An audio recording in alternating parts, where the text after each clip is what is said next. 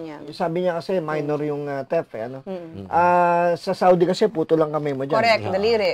Daliri. But you see, ang UAE kasi is talagang known for being compassionate. Kung natatandaan nyo, yung kay Sara Balabagan na case, no?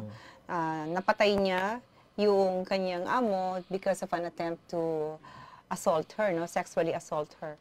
Pero at the same time, pinardon din yun ng UAE. At the time na nasa height, nasa peak ang attention ng buong mundo at saka ng Pilipinas doon sa kaso, at the same time doon sa kanilang lugar. Yet, ang UAE talaga has this Middle Eastern country sila. No? They follow the Muslim culture.